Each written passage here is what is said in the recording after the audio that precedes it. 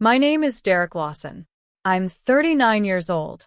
And the day I handed my parents the keys to a $425,000 seaside mansion was the day everything I thought I knew about family shattered into 1,000 pieces. When I arrived at that house, the house I'd worked myself to the bone to buy, my mother was crying. Not tears of joy, tears of fear. And my father? My father was trembling like a man who'd seen his whole world collapse. If you've ever sacrificed everything for the people you love, if you've ever given until there was nothing left to give, then hit that like button right now. Subscribe to this channel. And tell me in the comments where you're watching from. Because what I found inside that house, what I discovered behind those beautiful walls and that ocean view, changed everything I ever believed about love, loyalty, and what it means to be family. Let me take you back to the beginning. 4 months, I planned this surprise. Every single detail. I spent nights lying awake, sketching floor plans in my mind, imagining my parents' faces when they saw it. The mansion sat right on the coast, perched on a cliff where you could watch the sunrise paint the ocean gold every single morning. 3 stories, 6 bedrooms, a wraparound porch with hand-carved railings. I even had their names engraved on a plaque by the front door. Henry and Margaret Lawson, home at last. I remember driving up that morning, my hands gripping the steering wheel so tight my knuckles went white. The air smelled like salt and freedom. Seagulls were calling overhead. The waves were soft, rhythmic, peaceful. Everything felt right. Everything felt like the culmination of a dream I'd been chasing since I was a kid sleeping on a pull-out couch in a 2-bedroom apartment, listening to my parents argue about bills they couldn't pay. See, my parents had been married 60 years. 60 years. They were childhood sweethearts who met when they were 14 years old, fell in love over shared sandwiches at lunch, and never looked back.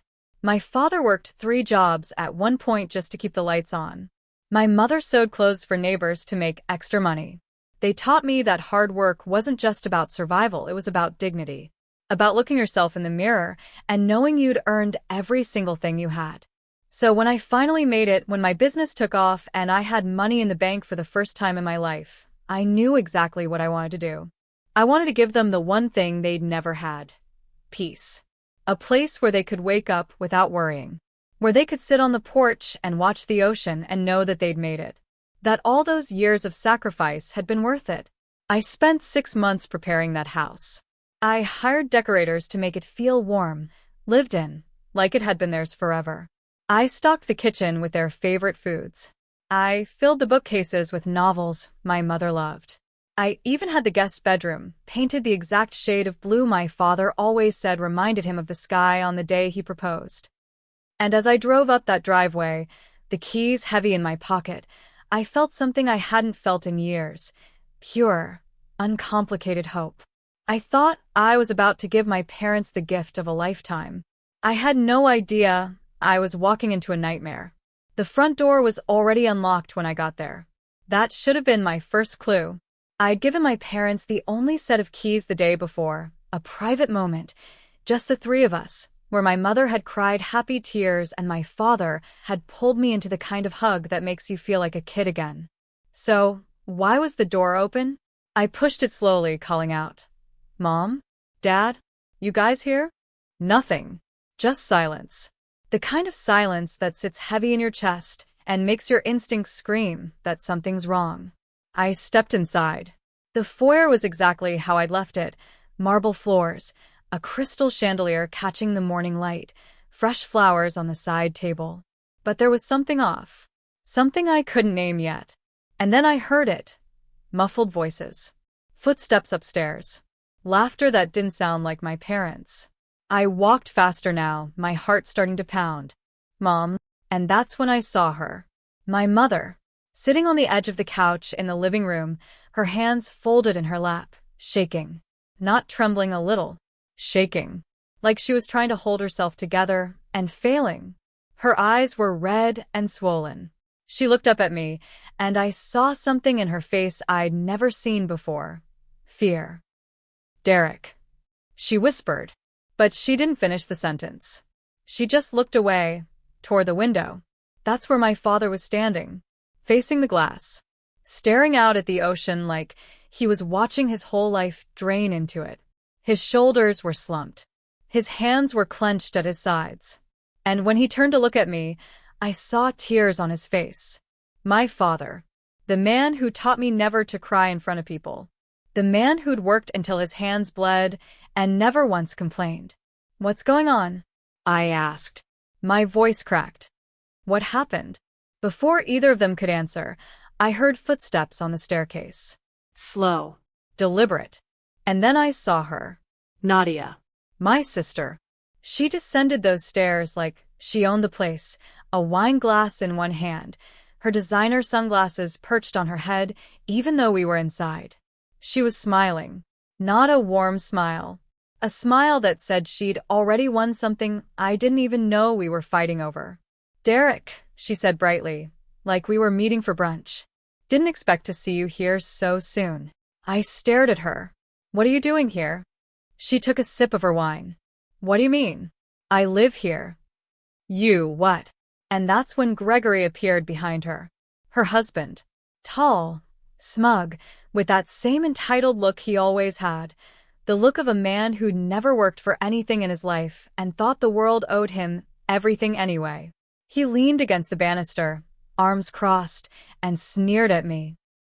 "Didn't know you dropped by uninvited, Derek," he said. "You're kind of interrupting our family time." I couldn't process it. I looked around the room, really looked, and that's when I saw it. There's stuff. Everywhere. Nadia's designer bags by the door. Gregory's shoes kicked off in the hallway. Children's toys scattered across the carpet.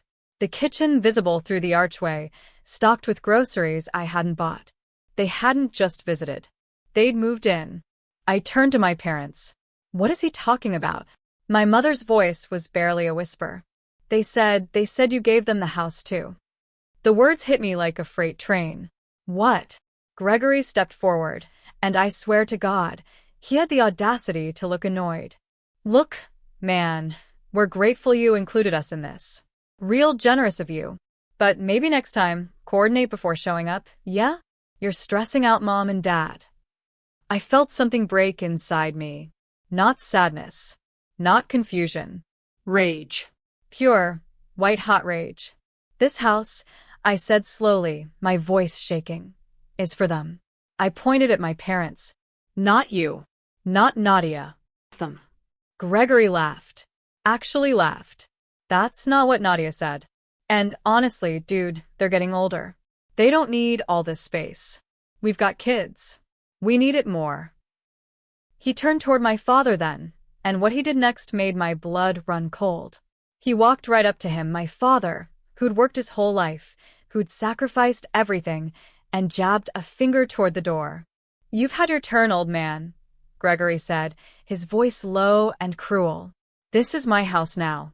So maybe it's time you started looking for somewhere smaller. Somewhere you can actually manage. And if you can't take a hint..."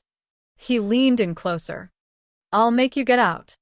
If this were your parents, if someone walked into the home you'd bought for them and told them to leave, what would you do? Tell me in the comments."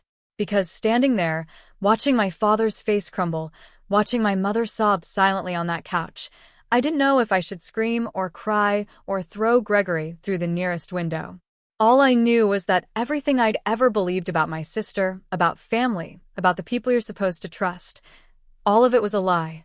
I need you to understand something. This didn't come out of nowhere. Nadia had always been like this. Always. But I was too blind to see it.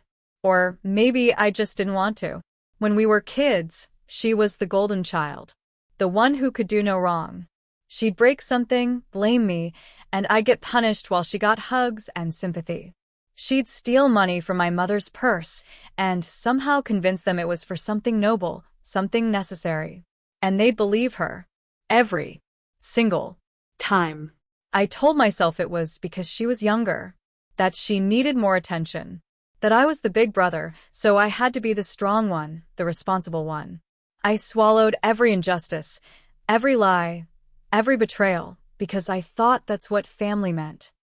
When she was 23, she racked up $30,000 in credit card debt. Shopping sprees. Trips to Europe. Designer everything. And when the collectors started calling, who did she turn to? Me.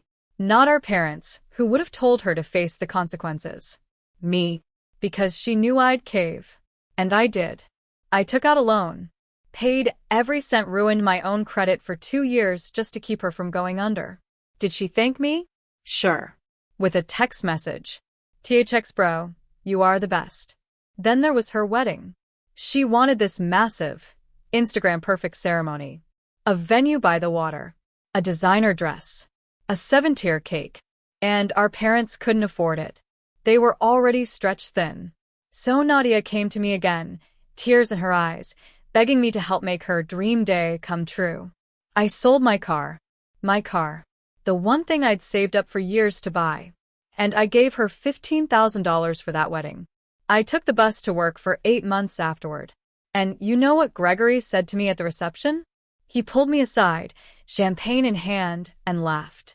Man, you really are the family ATM, huh? I should have walked away then.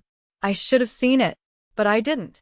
Because I thought maybe, just maybe, if I kept giving, kept sacrificing, kept being the good son and the good brother, things would change.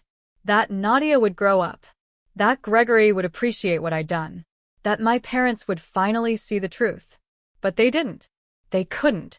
Every time I tried to bring it up, my mother would defend her.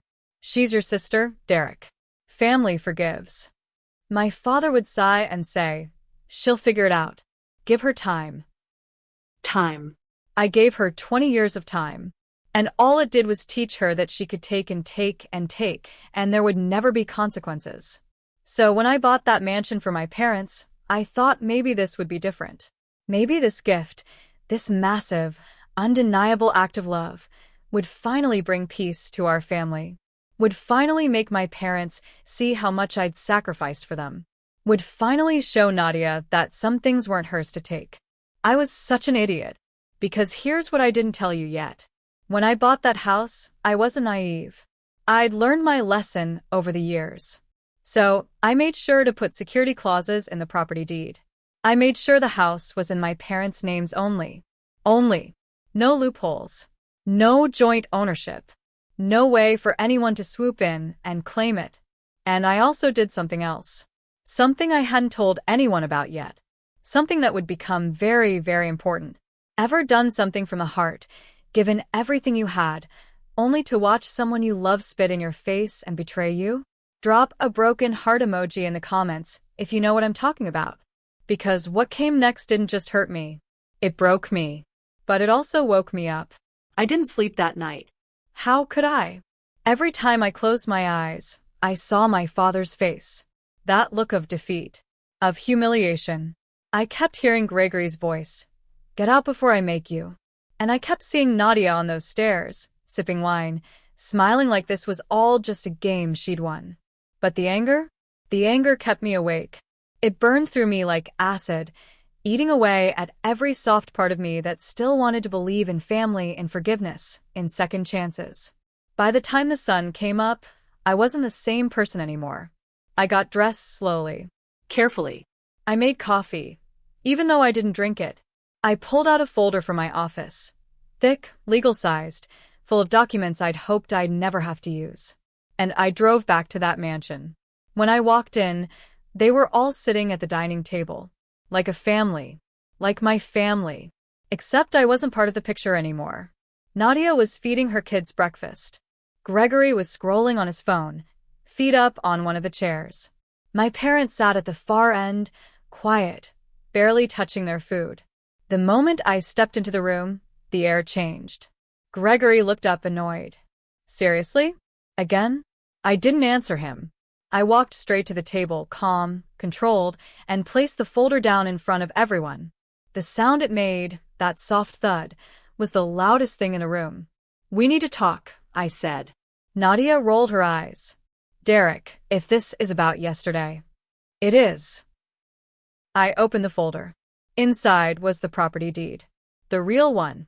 The one I'd made sure was legally airtight. I slid it across the table, right in front of her. This mansion, I said, my voice cold and steady, was gifted to Mom and Dad. Only Mom and Dad. It is in their names. Not yours. Not Gregory's. Theirs. Nadia barely glanced at it. Oh, come on. You're really going to pull this legal crap? We're family, Derek. Read it, I said. She picked it up, smirking, probably expecting some vague language she could twist. But as her eyes scanned the page, the smirk faded. Line by line, word by word, she saw it. The notarized seal. The official signatures. The clause that said, in no uncertain terms, that this property belonged solely to Henry and Margaret Lawson, and that no other party had any legal claim to it. Gregory leaned over her shoulder. That doesn't mean anything. Verbal agreements. There was no verbal agreement, I interrupted. I never told you this house was yours. I never even implied it. You moved in without permission. That's called trespassing. Nadia's face went red. You're being ridiculous. Mom and Dad want us here. Right, Mom? She looked at my mother, expecting backup. But my mother didn't say anything. She just stared at her hands. Right, Mom? Nadia repeated, louder now, desperate. Nadia. My mother whispered. We didn't say you could move in. The silence that followed was deafening. Gregory stood up, knocking his chair back. This is insane. You can't just. I can, I said. And I will. But there's something else you should know. I pulled out my phone, opened the app, and turned the screen toward them. When I had this house built, I continued, I installed a security system. Cameras in every common area. For safety. For my parents' protection. And those cameras have been recording since the day they moved in. Nadia's face went pale. So when you showed up here 2 days ago, I said, when you told Mom and Dad that I'd included you in the gift, when you started moving your stuff in while they begged you to wait until we could all talk, the cameras caught all of it. I pressed play.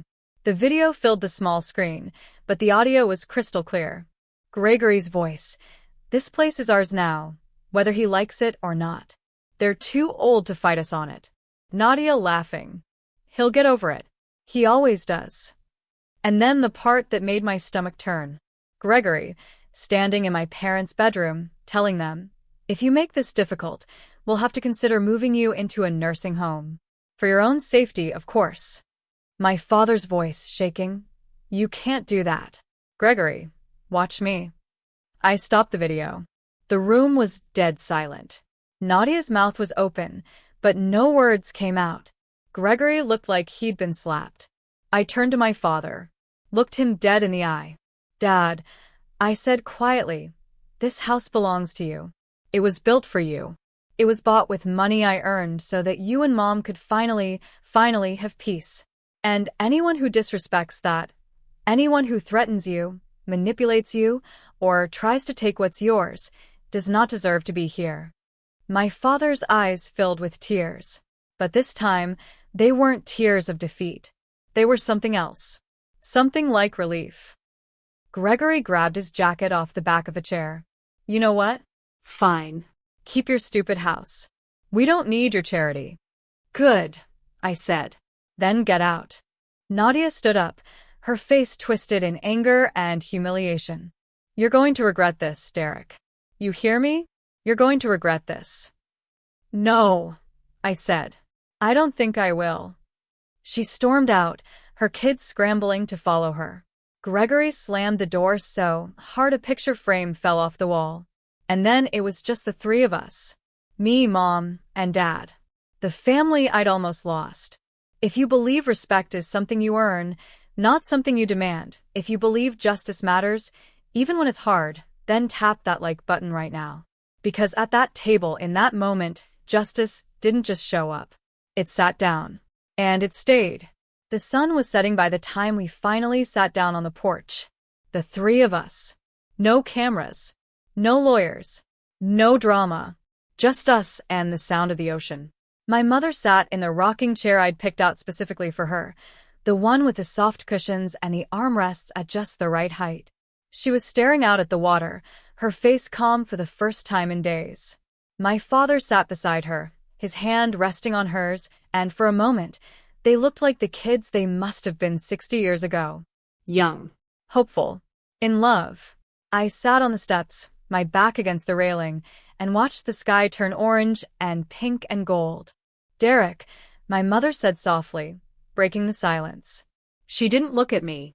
Just kept watching the waves. You didn't just give us a house. I waited. You gave us our dignity back. Her voice cracked on the last word, and I felt my throat tighten. No, Mom, I said quietly. You always had your dignity. You and Dad, you always had it. You needed a place where no one could take it away from you anymore. Where no one could make you feel small or scared or like you didn't matter. My father spoke then, his voice rough. We should have protected you more. From her. From all of it. Dad. No. He shook his head, his jaw tight. We knew. Deep down, we knew what she was doing to you. And we let it happen because we were afraid. Afraid she'd leave. Afraid we'd lose her. And instead, we almost lost you. I didn't know what to say to that. So I just nodded. We sat there for a long time, watching the waves roll in and out, steady and eternal. And I realized something. Something that felt both obvious and revolutionary at the same time. Peace isn't about giving more. It's not about sacrifice or patience or bending until you break. Peace is about knowing when to stop giving to people who only know how to take. It's about protecting the people who deserve protection. It's about standing up even when your voice shakes and saying, no more. For years, I thought love meant saying yes. No matter how much it hurt. No matter how much it cost. I thought that's what being a good son, a good brother, a good person meant. But I was wrong. Love isn't infinite tolerance. It's not letting people walk all over you in the name of family. Real love, the kind that lasts, the kind that heals, requires boundaries. It requires strength. And sometimes, it requires walking away from the people who refuse to see your worth. I looked at my parents, sitting there in the golden light, and I felt something I hadn't felt in years. Not pride.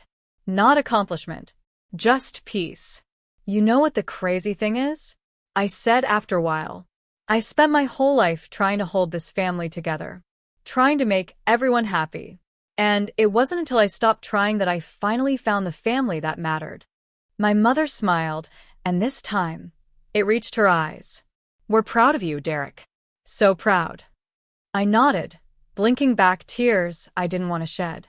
I'm proud of you too. The sky darkened. The stars started to come out, one by one, like little promises of tomorrow. And for the first time in a long time, I believed in those promises. If this story touched you, if it reminded you that sometimes the hardest thing to do is also the right thing, then share it with someone who needs to hear it. Hit that subscribe button. Turn on notifications. Because next week, I'm going to tell you a story that proves silence can be louder than revenge. That sometimes the best way to win is to walk away.